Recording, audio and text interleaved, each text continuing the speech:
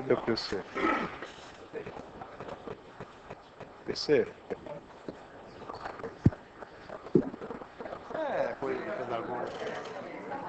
Ei, gente, vamos começar.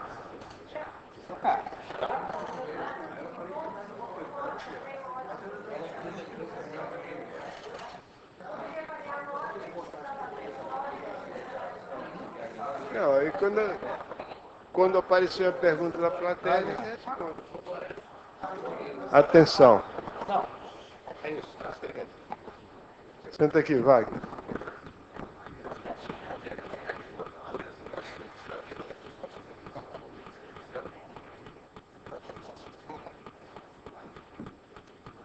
Vou começar com uma pergunta para mim, de um professor do Rio de Janeiro, que pergunta por que eu não uso vetores para encontrar a equação da reta. Bom, no livro aqui tinha a equação da reta do ponto de vista somente de coordenadas, sem usar vetores, simplesmente porque eu não tinha definido vetores ainda naquela altura. Mas se você tiver definido vetores, as equações paramétricas, a qualquer momento você interpreta como o Wagner fez, como sendo um ponto mais um múltiplo de um vetor. Só que naquela ocasião eu não tinha definido o vetor. Paulo César, uma pessoa que não se identifica, de Minas Gerais, pergunta como se resolve uma equação de terceiro grau, e mais ainda, se a equação polinomial de grau n tem n raízes, como se faz para encontrá-las? De certa maneira a gente já respondeu. A equação do terceiro grau tem a fórmula de resolução, mas na prática métodos numéricos são utilizados. E imagino que o interesse da equação polinomial do grau n seja uma equação polinomial real. Esse assunto está também visto no nosso livro. Tem os métodos numéricos basicamente exploram a continuidade de um polinômio. Ou seja, se você tem uma função polinomial, ela é contínua, então você pode cercar onde as raízes estão através do estudo do seu sinal. Quando ela passar de positivo para negativo, pronto, você sabe que ali tem uma raiz. E aí existem métodos muito eficientes para calcular rapidamente essa raiz no momento que você está próximo dela. O método mais conhecido é o método de Newton. Infelizmente a gente não teve tempo de falar, mas está aí no final do capítulo 6 do livro. Está também no volume 1, né? Queria fazer a pergunta quanto à questão do ensino. No Estado, tem alguns projetos, tantos que eu não sei quais são os nomes. No caso do EJA, o aluno faz o ensino fundamental, em cerca de 1 ano e meio, e depois vai para o ensino médio. Qual é a melhor maneira de agir com esse aluno que fez o ensino fundamental de 1 ano e meio no ensino médio? Eu sei que tem uma questão de turma, uma turma melhor que a outra, enfim, mas de modo geral. Difícil. Pergunta dessa não tem resposta. Acho que vai acontecer se você for seguir o programa, esse aluno vai ter muita dificuldade, porque sem dúvida ele tem uma série de lacunas.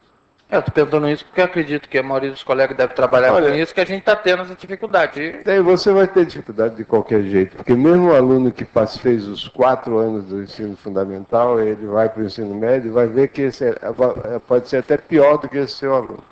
Esse problema não tem solução, a gente tem que dançar de acordo com a música. Você vai ensinar, você procura fazer o melhor que você puder, se munir de uma dose de paciência, mas não tem resposta não para esse problema.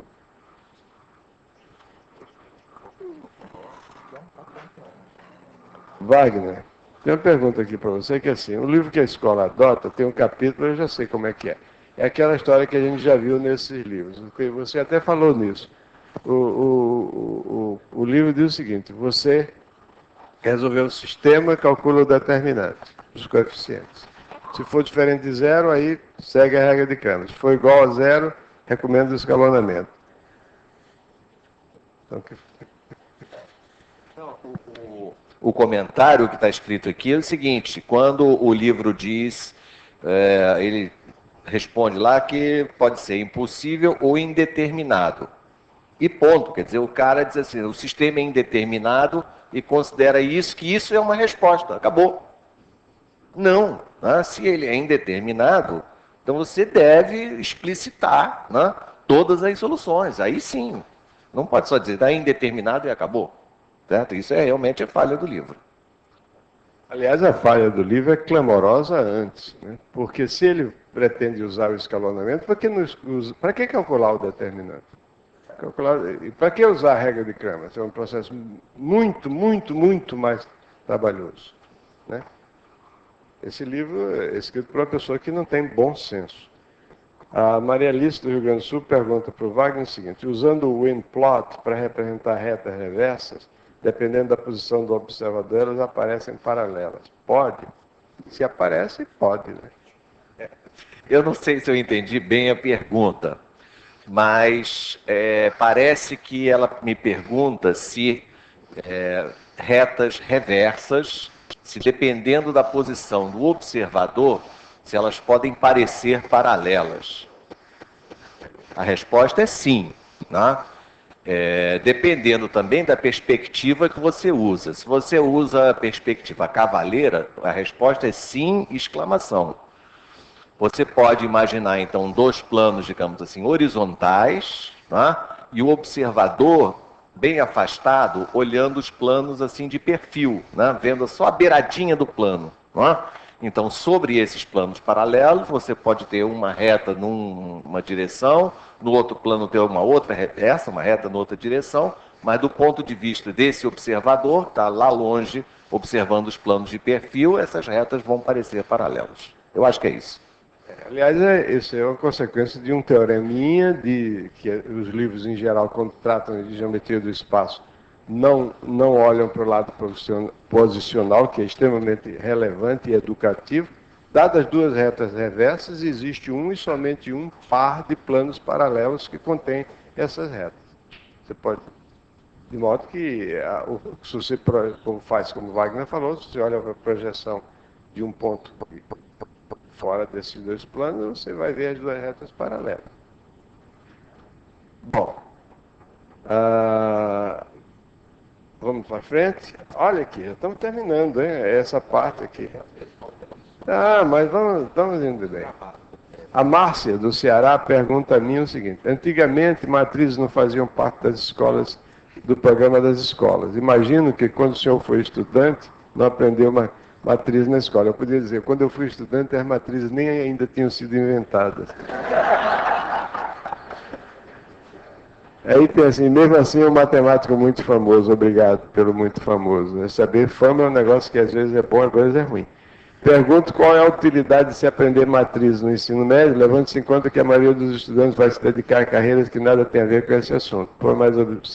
Para ser mais objetivo, por que um futuro médico advogado precisa saber multiplicar duas matrizes? Bom, essa é uma pergunta que vai longe. Então, por que a pessoa está no colégio? Sei lá. Eu acho que vai ser um médico advogado, mas tem que... Eu também ia ser matemático, mas tive que estudar história, geografia, ciência, etc.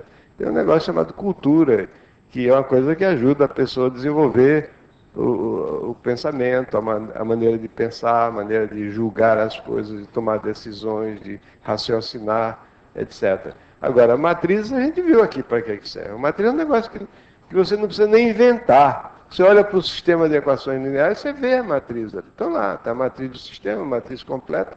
Você pode fechar os olhos, mas se você abrir os olhos, você vai ver que a matriz está lá. Professor Elon, na Paraíba alguém pergunta, o senhor tem alguma sugestão para o programa de matemática do ensino médio?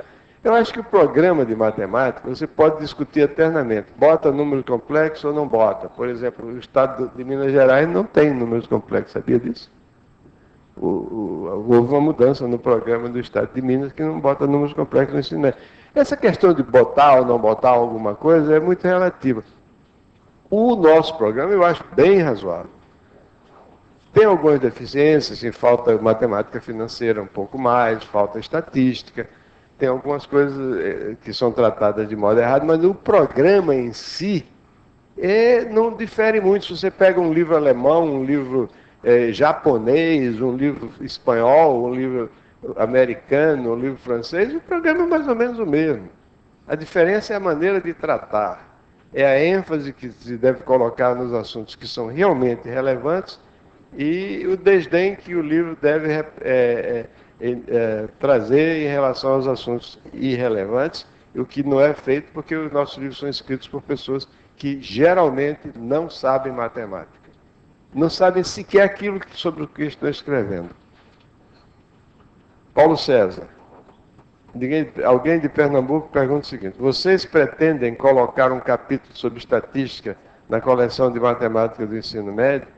E tem outra pergunta: e qual a sua opinião sobre colocar cálculo no ensino médio? Eu acho que a gente, na coleção do ensino médio, eu acho que ela está mais ou menos estabilizada. Nós temos um capítulo sobre uma introdução à estatística no livro Temas e Problemas Elementares, que acabou de ser lançado. Então, nele, existe uma discussão a respeito de estatística que é apropriada para o ensino fundamental e também para o ensino médio. A minha opinião a respeito de colocar cálculo no ensino médio. Eu acho, vou aproveitar para falar isso, que eu sei que eu estou falando com muitos professores universitários, muitos envolvidos no vestibular, que sofrem, como professores de todo nível sofrem, com o nível dos alunos que ingressam nas universidades.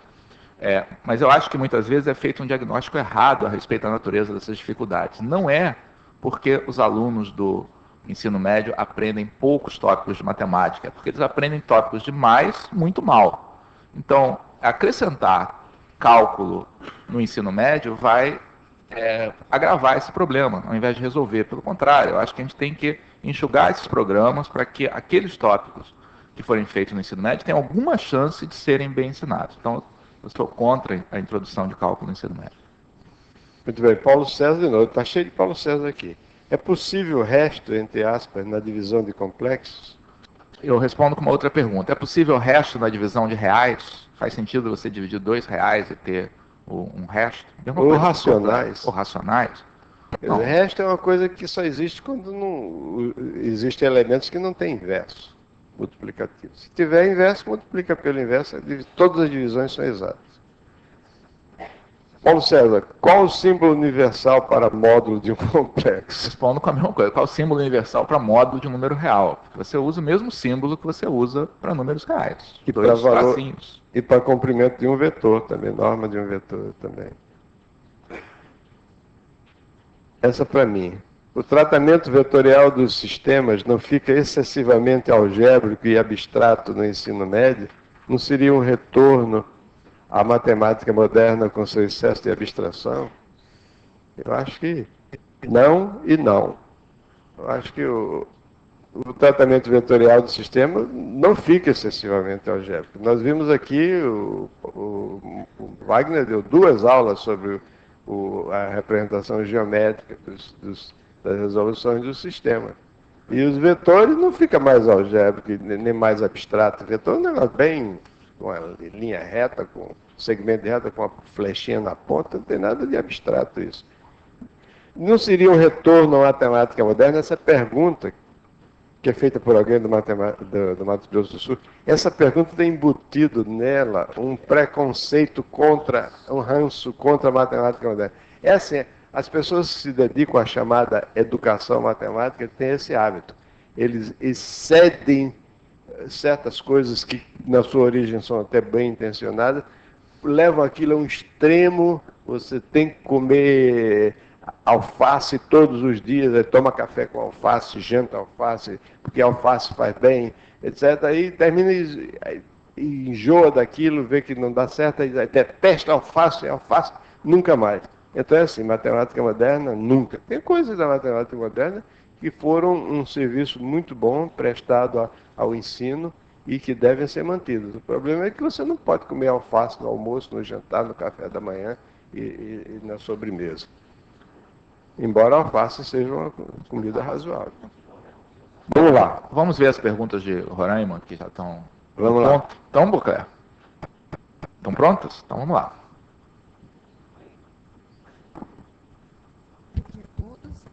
A minha dúvida é a questão do capítulo 3, sistemas lineares, eu tenho a distância de uma determinada altura, mas a gente posso...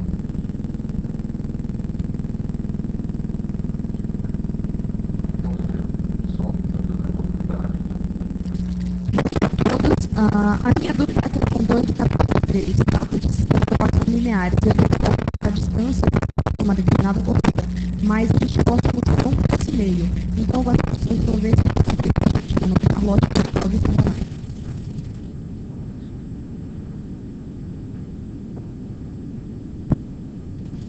Não.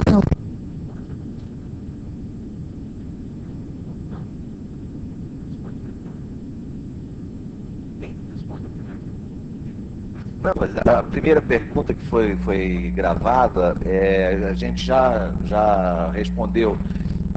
As pessoas já estão recebendo, né, as soluções de todos os problemas. Então, a solução desse problema está lá e se a solução não contém um sistema de equações lineares, tudo bem. A intenção foi só colocar um problema bonito e interessante, que não obrigatoriamente tenha que cair num sistema de equações. Não há problema nenhum se conseguir a solução de outro jeito. Não, de matemática aqui do Estado de Roraima. E eu faço para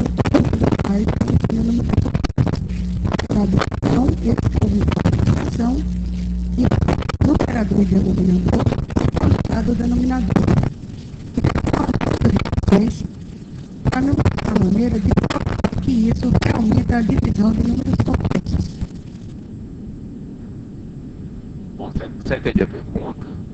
A preocupação da professora é a respeito da maneira como se faz a divisão de 2 números complexos. Né? Tem 2 complexos, que é dividir Z1 por Z2. Então, o que normalmente se faz é multiplicar pelo conjugado no numerador e denominador e fazer as contas a partir daí.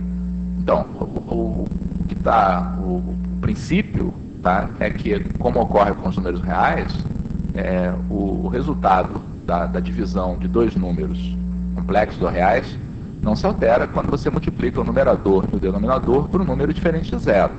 Então é exatamente isso que a gente faz ao multiplicar pelo conjugado. Agora, por que pelo conjugado?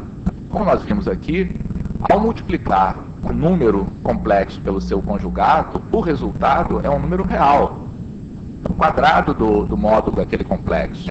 Então, no momento em que você faz essa multiplicação pelo conjugado denominador, você transforma o seu problema de dividir números complexos, que em princípio é uma coisa complicada, no problema de dividir um número complexo por um número real, que é muito simples, porque basta dividir a parte real e a parte imaginária. Então é só isso que está por trás desse método.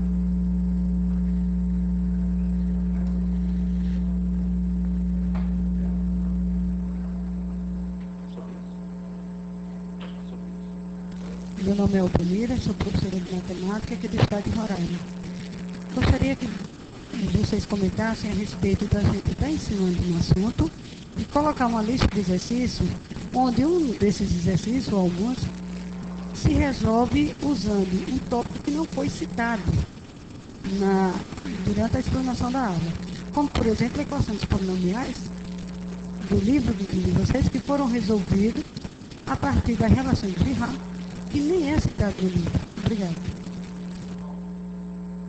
Então, eu entendi que a pessoa estava preocupada a respeito de que exercícios tenham sido incluídos na lista que não tivessem sido ensinados. Bom, em geral, depende do que você pretende com isso, tá? Então, você pode muito bem colocar um exercício que não foi aquilo que você ensinou, se você achar que o aluno tem como desenvolver o ferramental para resolver aquele problema. Muitas vezes a gente subestima a inteligência dos alunos.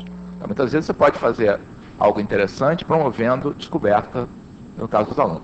O caso que a professora cita aí não se justifica. Relações de Girard não somente tem no livro, como foram comentadas ontem na aula.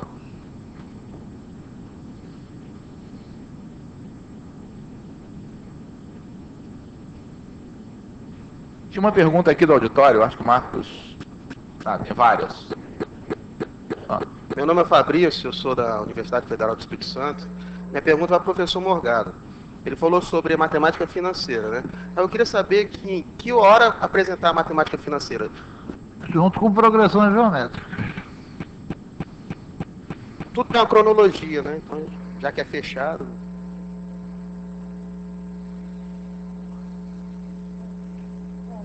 Eu gostaria, sim, de saber, são várias perguntas, mas a primeira é, qual foi o professor de cada um de vocês que foi inesquecível na formação, desde jardim de infância até hoje? Qual foi inesquecível? Qual a característica marcante desse professor?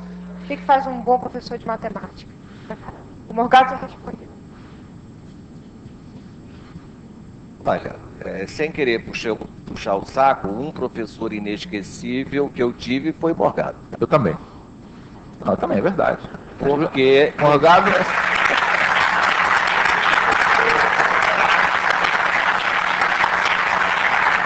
E em épocas bem diferentes, inclusive, né? Isso. E no meu caso, às vezes eu ficava com muita raiva dele, porque ele tem uma característica que às vezes pode parecer antipática. Ele não dá as respostas gratuitamente. Ele obriga o aluno a pensar.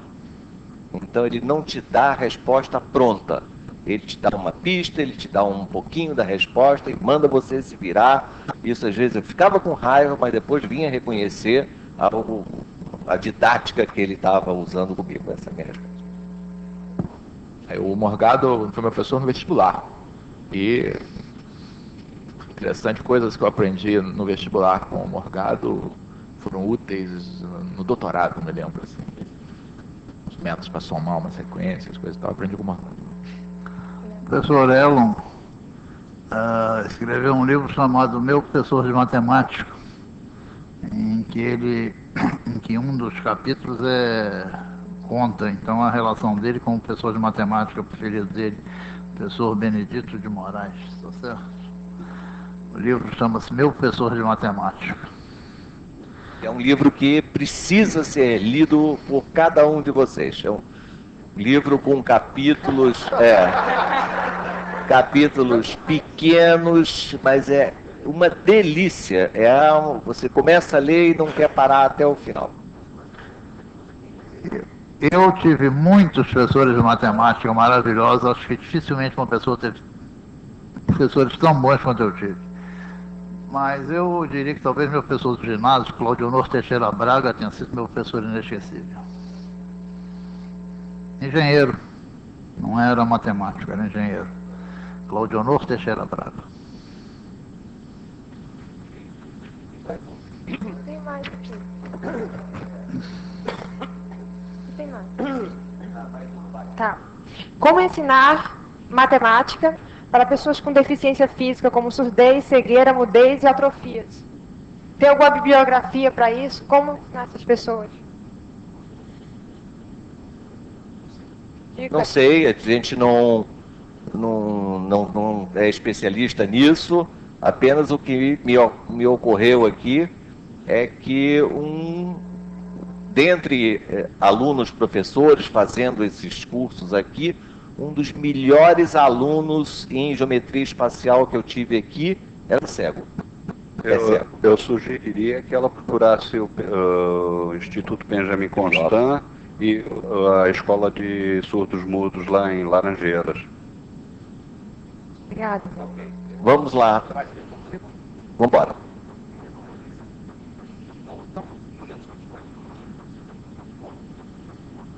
Bom, então vamos continuar aqui. Tenho duas perguntas para o professor Paulo César, provenientes de Belo Horizonte. Um é o seguinte: primeiro, o grau do polinômio nulo foi definido como menos infinito ou não definido? Gostaria que você explicasse por que ele não pode ser definido como mais infinito. Porque você gostaria que o polinômio nulo, por exemplo, se enquadrasse na definição de divisão, quando você diz que o resto tem que ter grau inferior ao do divisor. E, obviamente, o resto pode ser nulo. Então, a primeira coisa que você quer se você resolver definir grau para o polinômio nulo, é que ele tenha grau inferior a qualquer outro polinômio. Então, mais infinito não serve. Perfeito. Você pode dizer simplesmente não defino grau, porque grau é a expoente do coeficiente do maior expoente que aparece no polinômio. Mas aí, quando você define a divisão, você tem que dizer que dividir um polinômio por outro é encontrar um quociente Q e um resto R, onde R é um polinômio nulo ou de grau inferior ao do divisor. Então, os enunciados ficam mais extensos se você não define o grau do polinômio nulo. Essa aqui você... Deixa eu fazer uma observaçãozinha rápida. Aliás, quando nós fizemos a análise de texto, nós vimos que muitos autores preferiam não definir grau para o polinômio identicamente nulo. Mas eles aí não conseguiam manter a coerência. Quando começava a divisão, o cara pisava na bola. Como ele não tinha grau para o polinômio identicamente nulo, ele simplesmente não admitia que uma divisão fosse exata, quer dizer, que o resto fosse zero, porque o resto tem que ter grau menor que o do divisor. Eles não conseguem manter a coerência. Muito bem, então essas duas alternativas são válidas. Uma é dizer que infinito polinômio identicamente nulo não tem grau, mas aí é preciso ter cuidado, né? Esses cuidados que foram apontados pelo Morgado e pelo Paulo César, ou então dizer que é menos infinito, aí suscita a pergunta, porque não mais infinito, coisa desse tipo. Tem outra pergunta ainda de Belo Horizonte, que na aula de segunda-feira o Paulo César apresentou a solução de equações polinomiais de grau 3 sem o termo de grau 2. Pergunto se esse caso é suficiente e por quê. Na verdade, a gente respondeu isso na aula de ontem. Provavelmente a pergunta veio ontem. Não? A gente viu na aula de ontem que o coeficiente do termo de grau 2 está relacionado com a soma das raízes. Então, nós vimos como transformar a equação original, subtraindo 1/3 dessa soma. E essa foi uma pergunta que alguém fez aqui, se for 7. Se for 7, em vez de 6, 7/3. Você subtrai 1/3 da soma de cada raiz, produz uma outra equação que não tem o termo em x2, resolve e depois volta para as raízes da equação original. Isso aí foi uma das primeiras coisas que as pessoas, na época do Renascimento, do comecinho do século XVI, quiseram resolver a equação de terceiro grau. Não sei se vocês sabem, mas a equação de terceiro grau, a solução da equação de terceiro grau é um problema que foi resolvido com a diferença de vários milênios. Sabia-se resolver a equação de segundo grau e não se sabia resolver a equação de terceiro grau. Levou alguns milênios para isso acontecer. Aliás, certamente mais de 2 milênios, né? Talvez 3. Então, foi um sucesso extraordinário isso. E as pessoas, quando tentaram, muitos séculos antes da solução final, para resolver esse problema, já sabiam disso, que não precisava, quando você tem uma equação de terceiro grau, não precisa olhar o termo quadrado, você pode fazer uma substituição que elimina esse termo. Bom, tem uma pergunta que é para mim, como surgiu o determinante? Como se chegou a essa forma? Bom, eu teria tem uma resposta meio jocosa, mas que eu não vou dar, e eu vou dar a resposta mais séria. Como surgiu o determinante é o seguinte: se você pega um sistema de, digamos, duas equações com duas incógnitas, com coeficientes literais, você vai resolver, você chega com a expressão no numerador, a expressão no denominador, que aí dá uma ideia inicial do que devia ser, como devia ser uma fórmula geral, mas uma ideia muito fraca, você tem que passar para 3 por 3. Se você tiver paciência de resolver por um método qualquer, substituição, eliminação, qualquer coisa, menos Cramer, porque o determinante não tinha sido inventado. Se você resolver o sistema, você pode resolver por substituição, você tira o valor de um incógnito, substitui nas outras duas equações e vai assim resolvendo. Aí você vai notar, se você tiver paciência e lápis com a ponta suficientemente longa, você vai notar que tem uma expressão no numerador, uma expressão no denominador, que é aquilo que nós escrevemos aqui como definição de um determinante 3 por 3. Então é bastante natural da pessoa imaginar, né, que se você tiver 4 por 4 ou 5 por 5, você vai ter, usando o mesmo método, soluções análogas. E então surgiu a noção de determinante, surgiu daí, da resolução do sistema de equações. Mas, novamente, é aquela história que eu já contei várias vezes. As noções matemáticas são inventadas com uma finalidade e depois se descobre que essa noção tem inúmeras outras aplicações. E tem algumas que são não aplicações. A mais não desindicada é aquilo para o qual o determinante foi inventado. Foi para resolver o sistema explicitamente, numericamente, e não serve. Dá muito trabalho. Deixa eu terminar essa página aqui. Essa pergunta do determinante foi feita pelo professor Estênio Menezes, da Universidade Federal de Minas Gerais. E tem uma da professora Ana Lúcia Iasbeck, também da Universidade Federal de Minas Gerais, que veio de lá, como apresentar a motivação para o ensino de determinantes para o ensino médio. Do jeito que foi feito aqui no nosso curso e como está no livro Matemática do Ensino Médio, volume 3. Vai, toca.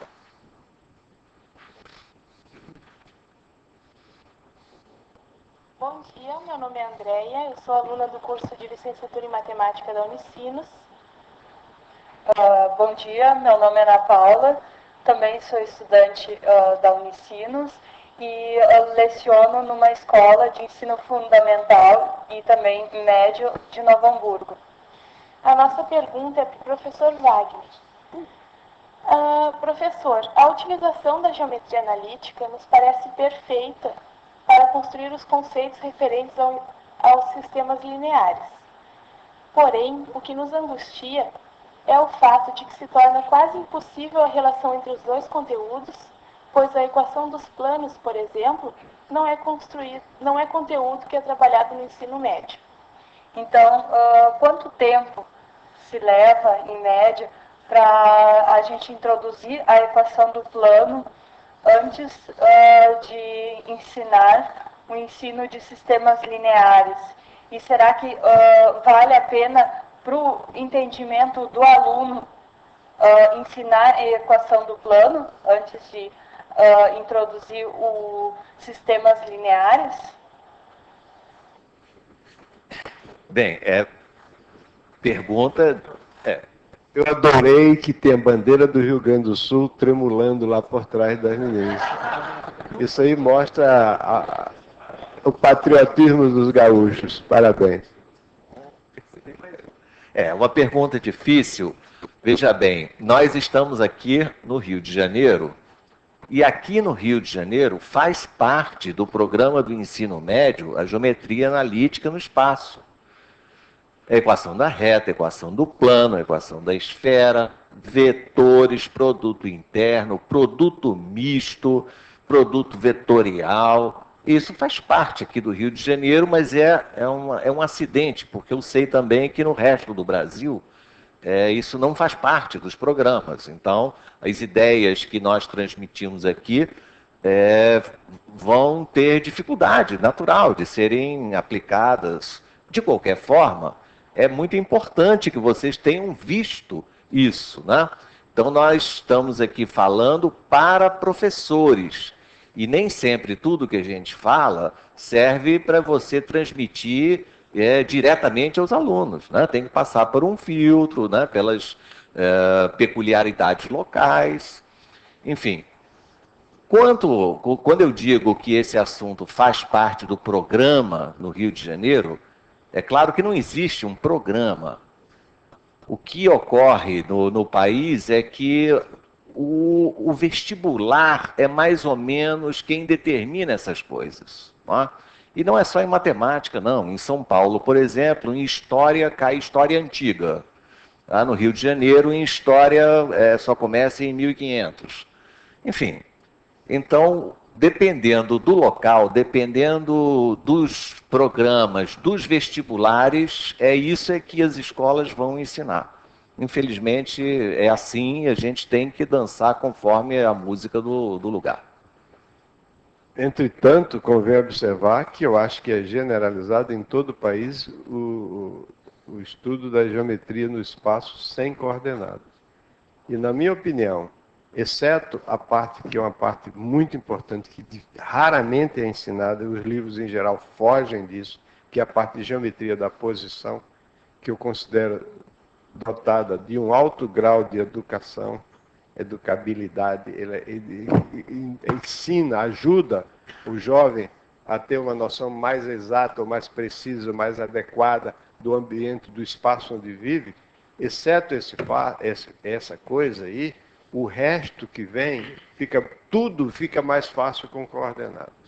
E eu não entendo por que você não se põe coordenadas, que serve não só para entender melhor a geometria espacial, depois dessa iniciação com geometria de posição, que deve ser feita sinteticamente.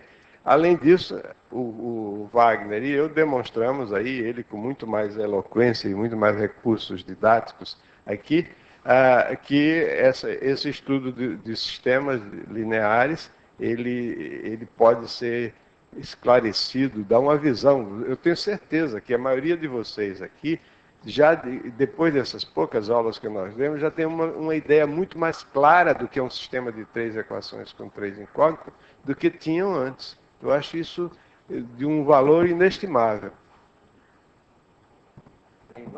Vamos lá. Meu nome é Lilian, sou professora da Rede Pública Estadual do Rio Grande do Sul. Trabalho na Escola Cândido José de Godoy e participo de um projeto do governo federal chamado ProJovem. Eu sou o Thiago, eu faço especialização na Faculdade Federal de Rio Grande e aguardo nomeação no Estado para lecionar. Gostaria de saber quais conteúdos devemos priorizar no ensino médio, porque a minha escola está reformulando o programa e eu gostaria de uma orientação em relação a isso. Bom, a minha dúvida é, supondo que, por alguma razão, a carga horária semanal seja reduzida, quais conteúdos eu deveria cortar? Eu não entendi nada. A pergunta foi uma orientação sobre quais são os tópicos que devem ficar no ensino médio e quais são os candidatos a corte. Nós recebemos por escrito perguntas parecidas, vindo do Sul, sempre, dizendo que a carga horária de matemática nas escolas será reduzida. E com isso eles têm que cortar conteúdos, e elas estão justamente perguntando o que prioriza, o que corta. De um modo geral, o programa da primeira série do ensino médio é o que deve ser, estudo de funções. Muitas vezes ocorre a ênfase errada, quer dizer, gasta-se muito tempo fazendo problemas que não são aqueles que são mais educativos. Então, quase todos os livros de ensino médio têm, por exemplo, uma longa lista de exercícios sobre equações modulares, que você tem que utilizar recursos para subdividir em casos e tudo. Gasta-se muito tempo com isso.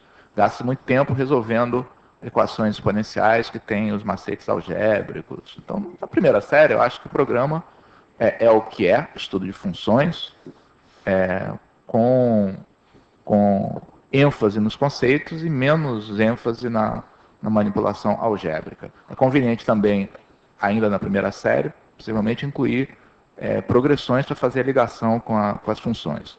A segunda série é normalmente uma série muito longa e se gasta um tempo considerável, por exemplo, fazendo matrizes determinantes. Se você for fazer direito matrizes e determinantes, você vai gastar muito tempo. Então, é um tópico candidato a não ter. A gente mostrou aqui como é possível se falar de maneira sensata sobre sistemas lineares, colocando matrizes só como uma maneira de simplificar a notação. É um possível candidato. Em terceira série, tipicamente, se ensina números complexos, por exemplo, que é um candidato também, num programa apertado, a você fazer uma menção histórica, mas não gastar tempo operando com números complexos. É só um palpite. Mas é claro que cada local tem que tomar essa decisão. Tá certo, mas isso aí significa aceitar esse estado de coisas. O correto é que não se corte o número de aulas de matemática, mas pelo contrário, que se aumente o número de aulas de matemática. Os bons colégios no Rio de Janeiro, né, tem quantas horas de aula por semana? 6. 6 horas de aula por semana de matemática. Isso aí é razoável. Rede pública do Rio de Janeiro tem quantas aulas? Bem razoável. É razoável também. Bom, sei que há estados em que querem reduzir para 3 aulas. Tá? Tem mais outras coisas com a bandeira gaúcha tremulando no fundo. E só que o som, o visual é bonito, agora o som eu não consigo entender. Sou o professor Batista, Teresina. Esse não tem bandeira, não é gaúcho. Professor Paulo César, nesta primeira situação, há 3 raízes como solução. Não era de se esperar que nessa situação fosse apresentar 3 raízes como solução? Por que isso não ocorre? Não entendi a pergunta, não. Vocês entenderam? Eu entendi. Primeiro ele apresentou a equação Z igual a raiz cúbica de I e comentou que havia 3 soluções para Z. O Z de baixo é o mesmo Z de cima. É a raiz cúbica de I. Depois ele considera a raiz cúbica do conjugado daquele Z de cima. Eu acho que é assim. Não, depois ele propõe uma outra equação que não é tão simples isso. Então, se é outra, não tem sentido fazer conjugado, porque todo número complexo é conjugado de outro número, é saber o conjugado do seu conjugado.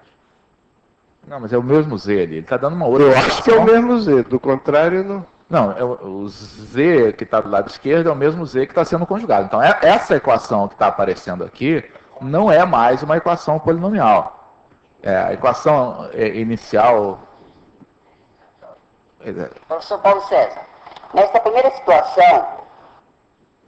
ele está resolvendo uma nova equação que é Z ao cubo igual ao seu conjugado. Tem que ser resolvido, não sei. Z ao cubo igual ao conjugado é o zero ou mais ou menos o conjugado de um número complexo não é um polinômio desse número complexo.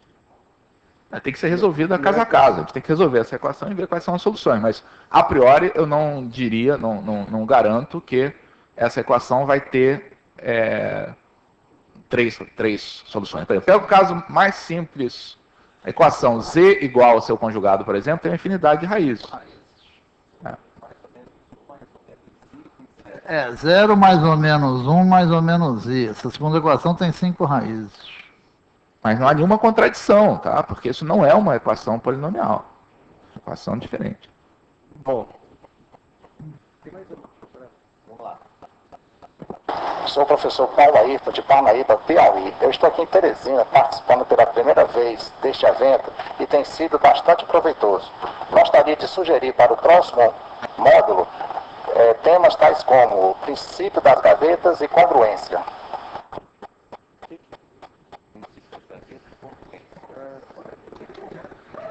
Tá certo. O gancho e ver o que a gente faz.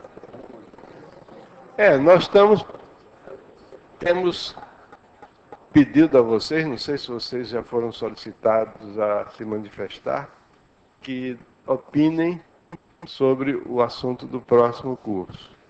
Nós demos inicialmente 2 sugestões. Ou nós recomeçamos com a matemática do ensino médio, volume 1, ou começamos com o temas e problemas elementares para dar a oportunidade a pessoa rever os conceitos de 7ª e 8ª série, visto de uma forma que nos parece mais, eu diria, inteligente. Mas ainda não está decidido, não. Aceitamos sugestões. Pergunta aqui do Rio de Janeiro. Meu nome é Marcos Diniz. Eu gostaria de perguntar o seguinte: o senhor falou que hoje em dia o conteúdo que tem sido dado ao ensino médio geralmente tem sido ditado pela universidade, né, pelo vestibular, e a gente percebe que hoje em dia se trabalha muito com a interdisciplinaridade, por exemplo, a UFRJ, entre outras faculdades. Eu queria saber um comentário a respeito dos senhores, porque o conteúdo que tem interdisciplinado dentro do vestibular pode não mascarar a realidade da matemática. Por exemplo, o cara conta uma história lá, aí de repente ele pede um teorema de Pitágoras, e aí o cara não precisava ter estudado muito para saber um teorema de Pitágoras, e aí de repente se mascara a matemática, uma vez que, por exemplo, nos concursos militares a gente tem questões que são muito inteligentes, muito gostosas de se fazer, e não tem nenhuma interdisciplinaridade e cobra matemática pela matemática. Você tem toda a razão. Existe uma febre hoje em dia em duas palavras. Uma é essa interdisciplinaridade, outra é contextualização. Não é? Então, depois que inventaram isso, como Elon disse ainda há pouco, né, sempre há os radicais que resolvem que tudo tem que ser dessa maneira. Então, questão só é válida se for ou contextual ou interdisciplinar. Isso é um exagero. É claro que, eventualmente, claro, nós temos algumas ligações óbvias entre matemática e alguma coisa de física, ou de química, ou de biologia, mas o que a gente vê é que estão forçando muito essa interdisciplinaridade e, sobretudo, forçando uma contextualização que às vezes é inteiramente artificial. Então, por causa disso, aparece em vestibular questão do tipo, é uma planta que tem um crescimento exponencial, e aí se você for fazer as contas, em 12 dias ela chega na Lua. O que é isso, né? Então...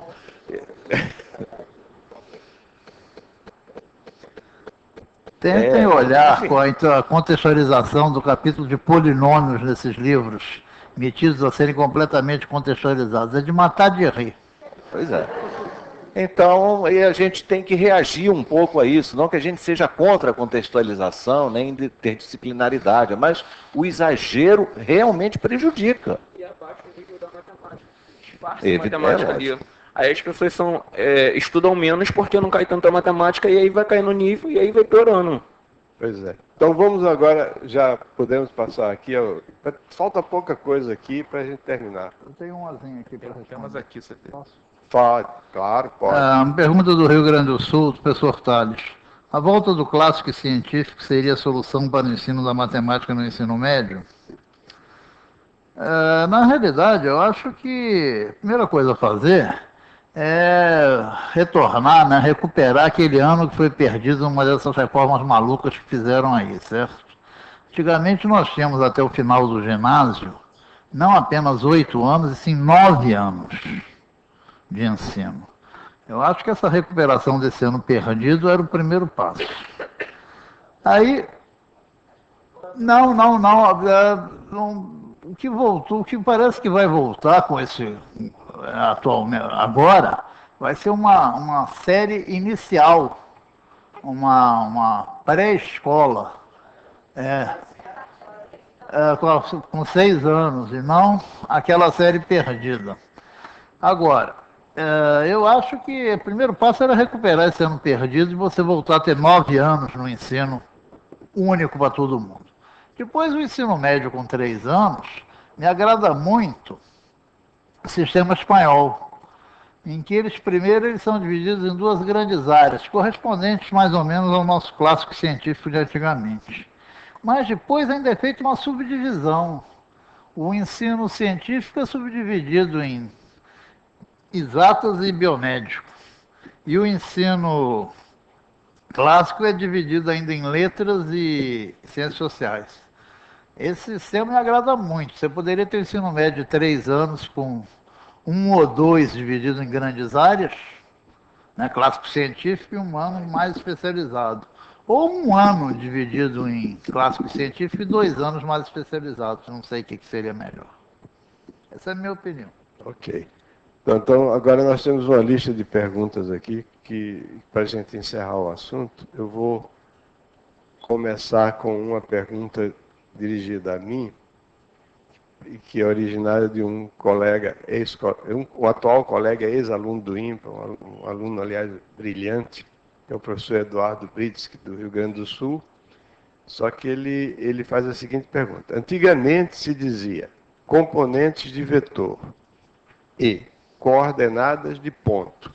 Por que agora se diz coordenada de vetor? Ainda bem que ele não disse que diz componentes de ponto. E em que momento isso começou? Componente de vetor me parece muito melhor do que coordenada de vetor. E é pena que isso se perdeu. Eduardo, não se perdeu. Acontece o seguinte, componente é um vetor e coordenada é um número. Quando eu digo coordenada de um vetor, eu estou me referindo a 3 números, se for no espaço, ou a 2 números que são no plano. Quando eu digo componentes do vetor, eu estou me referindo a 2 ou 3 vetores que somados dão um vetor dado. Então são 2 coisas diferentes, não se perdeu, continua. O que seria um absurdo era botar componentes do ponto, ainda bem que não tem. Professor Wagner, como o senhor vê a possibilidade de trabalhar sistemas lineares com a geometria analítica, visto que no ensino médio a geometria analítica é feita só no plano. Tá? A geometria analítica no espaço, no geral, não faz parte do programa do ensino médio. Será que temos tempo para desenvolver todo esse conteúdo? A pergunta ao Vitor já foi respondida. Já foi respondido. Professor Wagner, o tempo para trabalhar com a matemática na escola é sempre apertado. Não seria o caso de eliminar o assunto determinantes e trabalhar o sistema de equações através de vetores e de escalonamento de matrizes? Deve-se resolver o sistema usando a regra de Cramer. Nesse ano vamos reorganizar o programa relativo à geometria analítica, sistemas complexos, etc. Desses assuntos, o que deveríamos ensinar? Se eu entendi bem, substituir determinantes por escalonamento, eu sou francamente a favor. Então, dependendo do tempo que parece que é apertado, então ficar fazendo operações com matrizes e calculando determinantes, a gente pode viver muito bem sem isso. E continuar a tratar os sistemas com escalonamento. Nesse ponto, eu concordo com você. Não, na solução tem que ser por escalonamento. Agora, não esqueça, isso é uma questão de apertado ou desapertado. Porque os determinantes, eles vão aparecer. Se a pessoa continuar a estudar, eles vão aparecer. Os determinantes aparecem em álgebra, aparecem em geometria, aparecem em cálculo e análise, em equações diferenciais, toda parte. Então, mas no ensino médio aparece como volume, a área de um paralelogramo, volume de um paralelepípedo, etc. Como demonstrar a forma da área de um triângulo em geometria analítica dada por... Bom, a área está no livro, né? A área do triângulo é calculada... A área do triângulo é metade do produto da base pela altura, e a altura é a distância de um ponto a uma reta. Então a base é o segmento dado, a altura e a distância de um ponto a uma reta, tem uma fórmula para isso. Você aplica a fórmula, tem um cancelamento lá, fica um determinante.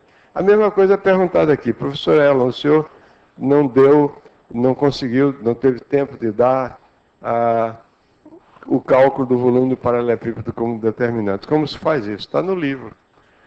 Você faz isso, aí nesse ponto de calcular o volume do paralelepípedo usando determinante, a maneira mais elegante usa um fato que é o determinante do produto de duas matrizes, é o produto dos determinantes.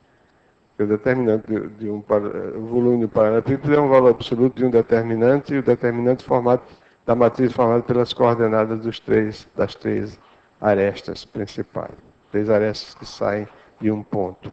Professor Paulo César, como definir números complexos na escola, como introduzir o número I e o que ensinar de números complexos na escola? A gente já respondeu, acho, essa pergunta. Minha principal posição é, ou você ensina muito pouco, só dá a dimensão histórica, ou então ensina direito. Quer dizer, não adianta ficar no meio termo da gente fingir que está ensinando números complexos e simplesmente fazer as operações. Deixa eu aproveitar. Sim. Duas coisas. O site foi recuperado.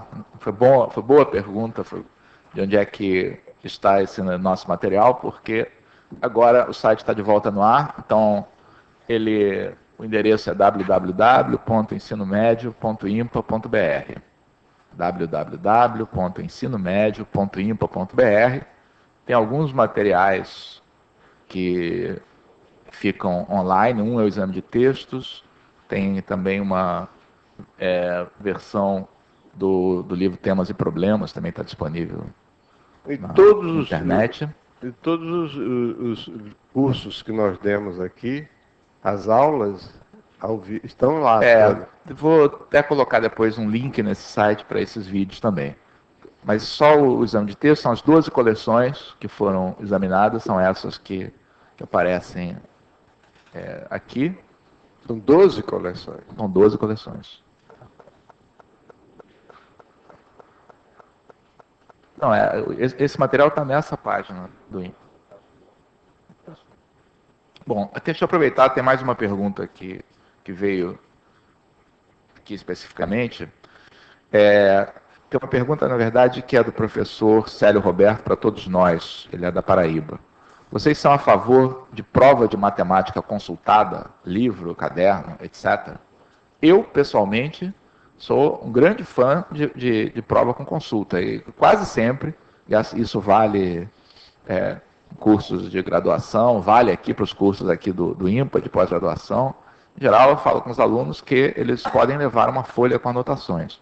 Eu oficializo a cola, porque o que for factual, ele pode colocar lá na folha dele à vontade. Não tem sentido eu fazer uma prova em que eu vou examinar se o aluno decorou direitinho aquela forma. Então, é claro que você pode fazer provas também, dependendo do assunto, para fazer isso, mas fazer de vez em quando uma prova com consulta é uma experiência bastante interessante. Eu faço bastante. Não sei o que os colegas acham. Isso é uma questão muito de opinião. Depende muito da maturidade dos alunos, mas eu prefiro fazer sem consulta.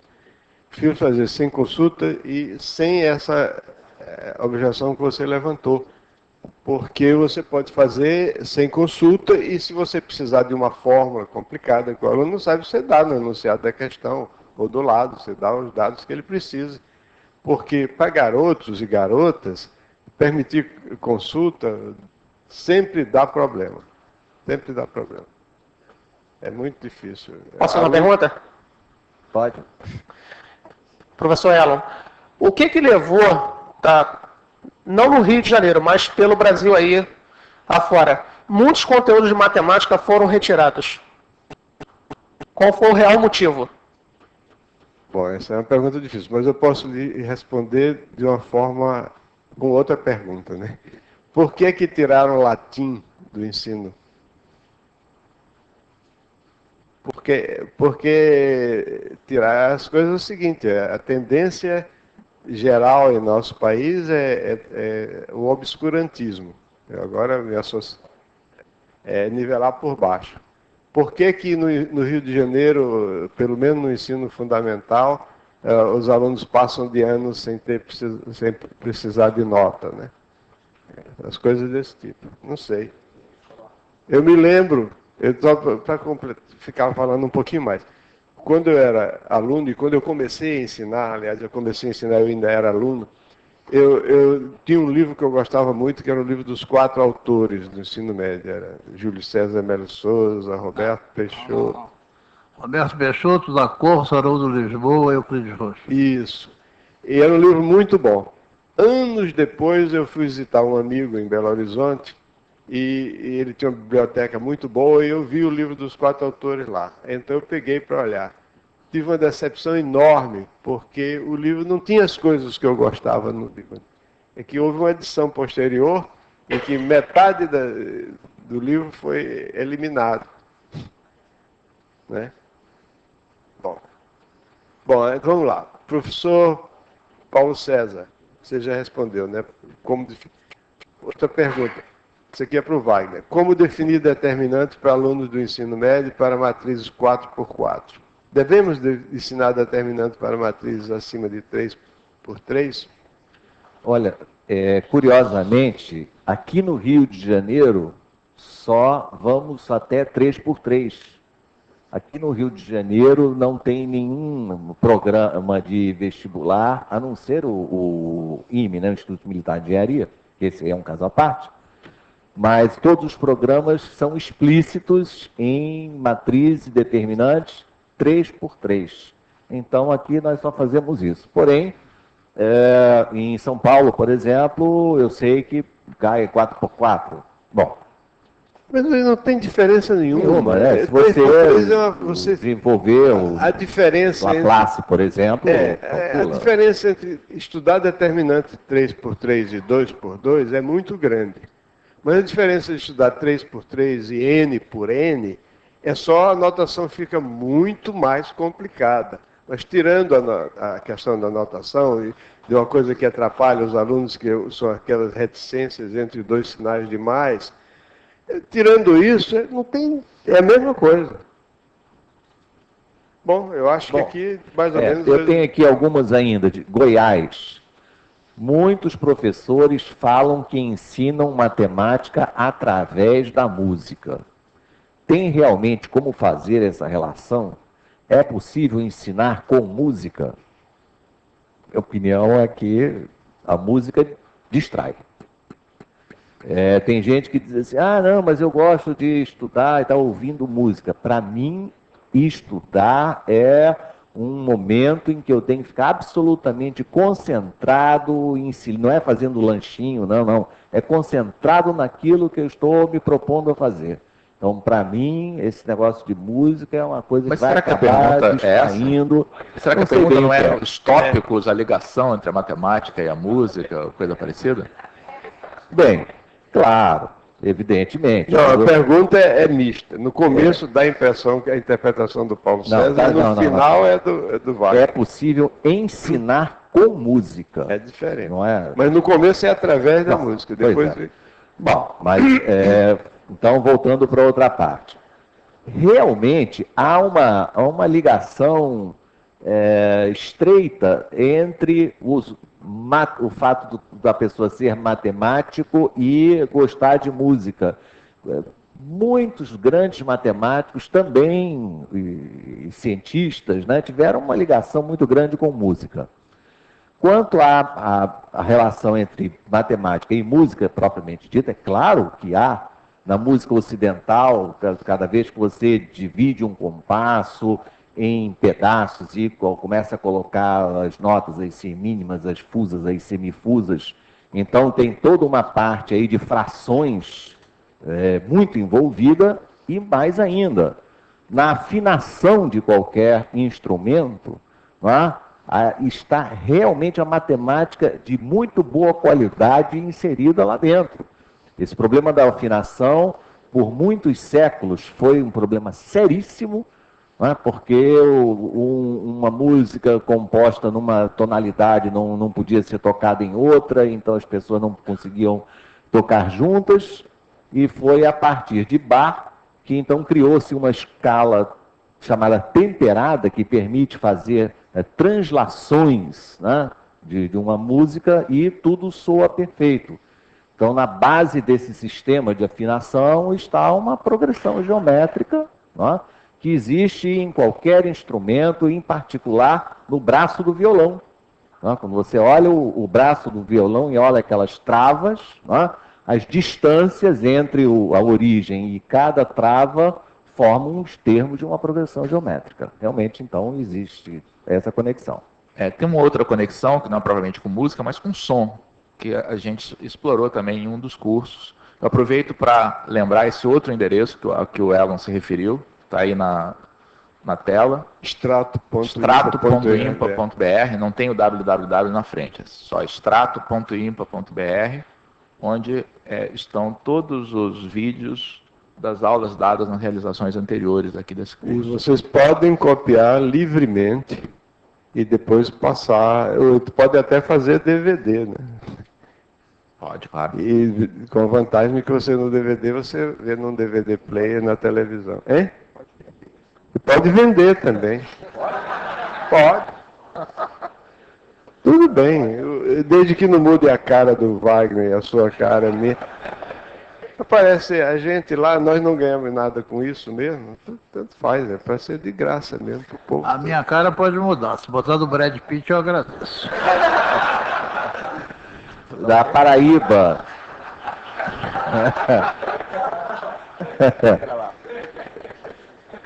Ih, olha aí. Caramba, tá com cara Onde é que veio isso?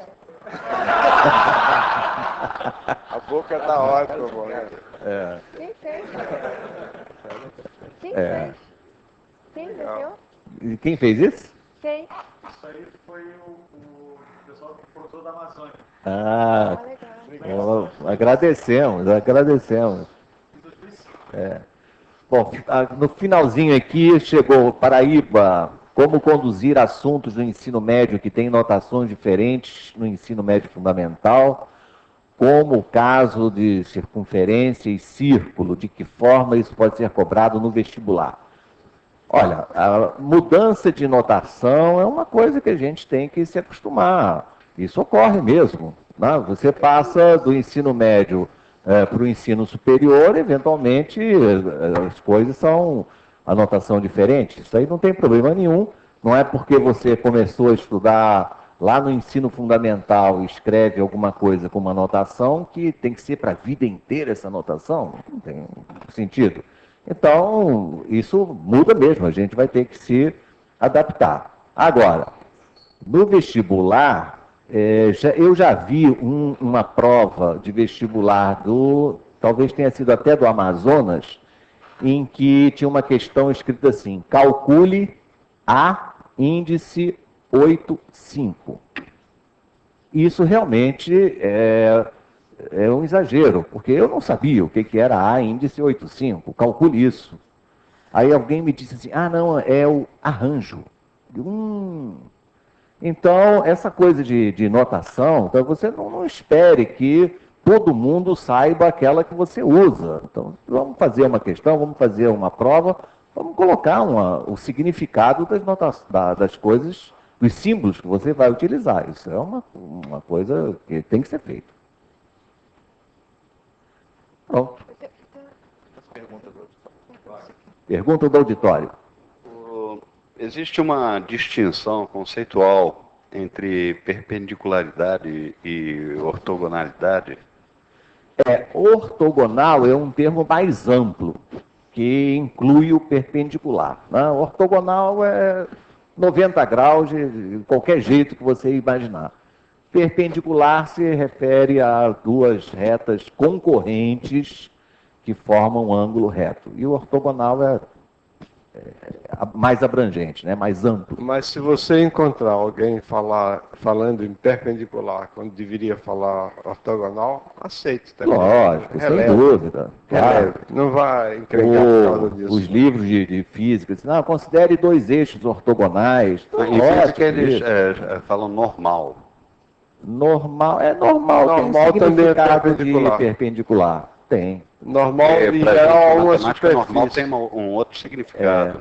Normal tem 1.200.000 significados diferentes. São duas palavras em matemática que se usam com 1.000 significados: normal e regular. Por exemplo, Morgado é normal? Então, mas é regular. Exato, claro. Pode? Pode. Eu gostaria de saber. Falta aí na minha pergunta. Diga. Eu gostaria de saber de cada um de vocês qual a relação entre matemática e literatura e línguas em geral, assim. Que relação? A opinião de vocês sobre essa relação, matemática e literatura? Em língua em geral, matemática precisa de língua para poder se exprimir, né? Só isso. Pois é, um ganchinho escrever matemática não é simplesmente botar os símbolos, não. Isso foi um hábito de uns 20 anos atrás, que achava-se que fazer boa matemática é escrever bastante símbolos e quanto mais complicados, melhor era a matemática. Não, usem a língua portuguesa, né? Usem palavras. Isso é muito melhor do que ficar escrevendo somente símbolos. Teve um matemático italiano, aliás, um extraordinário matemático italiano, chamado Giuseppe Peano, que escreveu com auxílio de um grupo de ajudantes dele, também muito bem dotados matematicamente, um livro chamado Formulário Matemático, que continha o desenvolvimento, apesar do nome ser Formulário Matemático, não era uma coleção de formas, não, de fórmulas, não.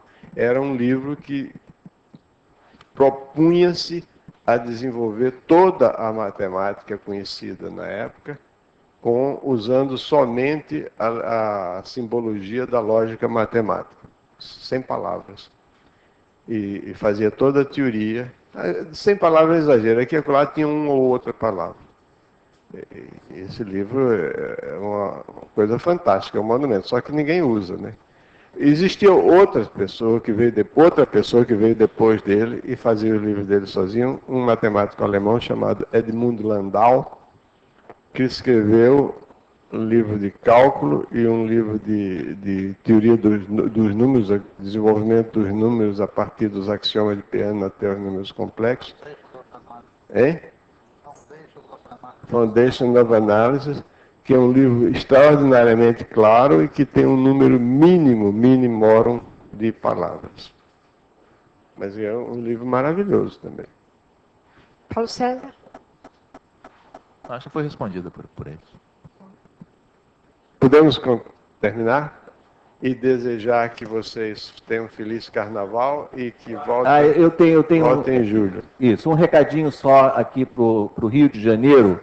Nós vamos fazer um seminário de geometria dinâmica nos dias 20 e 21 de maio na PUC, com 3 níveis, iniciante, intermediário e avançado, e vocês vão receber a correspondência via e-mail, se vocês têm lá, e caso não recebam, tem um telefone ali, ó, Nancy é a secretária lá da PUC com esse telefone. Aí no início do mês de maio, quem tiver interessado, dá uma ligadinha para ela para confirmar a inscrição. Sim. Filipão, manda, claro. Daí não, tem que pegar o microfone aqui, cara.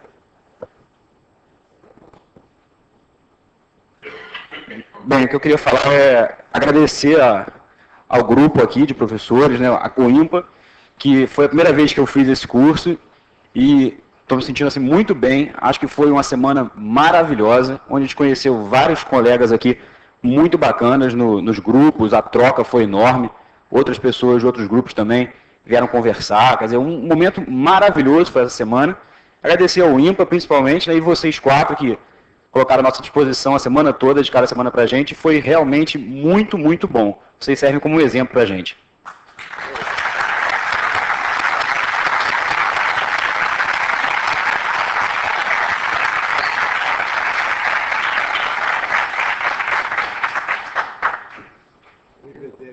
Então, até julho.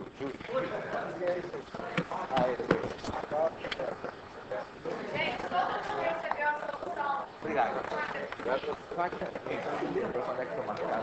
Peraí, Roberto, pegar esse coisa.